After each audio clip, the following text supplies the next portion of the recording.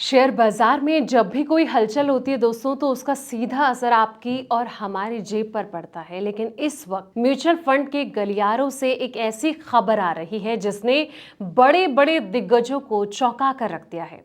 Safe माने जाने वाले large cap funds Chupke Chupke अपना गियर बदल रहे हैं और इसका झुकाव अब मिड कैप शेयर की तरफ 4 साल के रिकॉर्ड स्तर पर पहुंच गया है। क्या आपके फंड मैनेजर ने भी आपके भरोसे के साथ कोई स्टाइल ड्रिफ्ट या फिर बड़ा दांव खेला है? क्या लार्ज कैप में किया आपका जो सुरक्षित निवेश है अब हाई रिस्क जोन में जा रहा है? क्या आपको फौरन अपना पोर्टफोलियो बदलने की जरूरत है?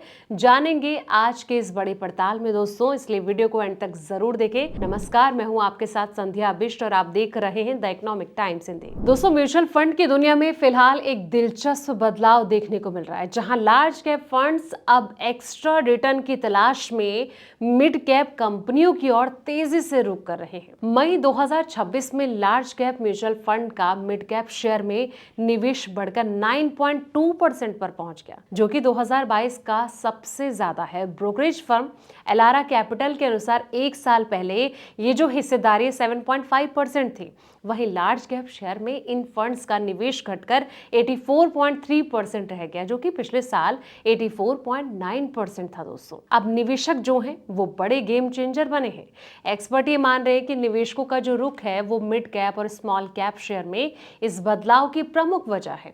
एलारा कैपिटल के अनुसार मिड कैप फंड्स का एसेट अंडर मैनेजमेंट यानी कि AUM अब लार्ज कैप फंड्स के AUM के 120% तक पहुंच गया है, जो कि अब तक का रिकॉर्ड स्तर है। वहीं स्मॉल कैप फंड का AUM भी लार्ज कैप फंड के 98% तक पहुंच चुका है। इससे साफ संकेत मिलता है दोस्तों कि निवेशक फिलहाल ज्यादा रिटर्न की संभावना वाले जो सेगमेंट हैं इसमें निवेश बढ़ा रहे हैं। अब ऐसे में कई बड़े फंड्स ने इन्वेस्टमेंट जो स्ट्रैटेजी है वो बदल कर रख दी है। आनंद राठी वेल्थ के मुताबिक 33 लार्ज कैप स्कीम्स में से 20 ने पिछले एक साल के दौरान मिड कैप शेयर में अपनी हिस्सेदारी बढ़ा दी है। इनमें से 11 फंड्स ने मिड कैप निवेश बढ़ाने के साथ साथ लार्ज कैप शेयर में निवेश कम किया और इस दौरान HDFC लार्ज कैप फंड ने सब में बड़ा बदलाव किया और फंड ने मिड कैप हिस्सेदारी में 8.46% की बढ़ोतरी की, जबकि लार्ज कैप निवेश में 7.44% की कटौती की है। और इसी तरह सुंदरम लार्ज कैप फंड ने 6.63% और आदित्य बिरला सन लाइफ लार्ज कैप फंड ने भी मिड कैप में 5.98% निवेश बढ़ाया। दोस्तों, अब सवाल ये कि क्या अब रिस्क बढ़ गया है?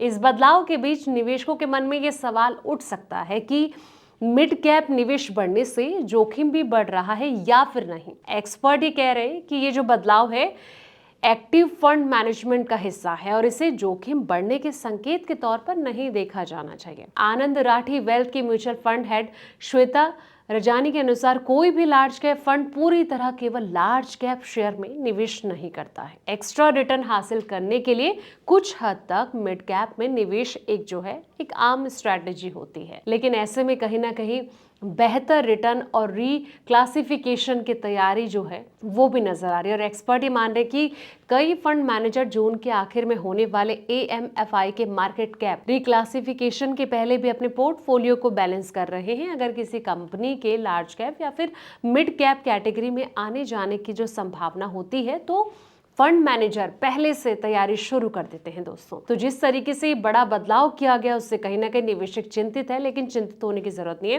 प्रदर्शन की बात करें तो इस पर असर पड़ा है। रिस्क प्रोफाइल में मामूली बदलाव के बाद लार्ज कैप फंड्स का प्रदर्शन जो है मजबूत बना हुआ है। एनालिसिस के अनुसार पिछले एक साल में लार्ज कैप फंड ने औसतन -0.20% रिटर्न दिया, जबकि इसी पीरियड में निफ्टी 50 का रिटर्न -2.59% और निफ्टी 100 का रिटर्न -0.65% रहा। एक्सपर्ट के कहने के निवेशकों को किसी फंड के भीतर मिड कैप अलॉटमेंट में छोटे बदलाव पर ज्यादा ध्यान देने के बजाय अपने कुल पोर्टफोलियो के एसेट एलोकेशन पर फोकस जो है वो करना चाहिए। तो ये जो बदलाव किया जा रहा है इससे आप कितना सहमत है दोस्तों? कमेंट सेक्शन में अपनी राय जरूर दें। फिलहाल इस रिपोर्ट में इतना ही। ऐसे ही पल पल के अपडेट्स के लिए आप देखते रहें द इकोनॉमिक टाइम्स हिंदी।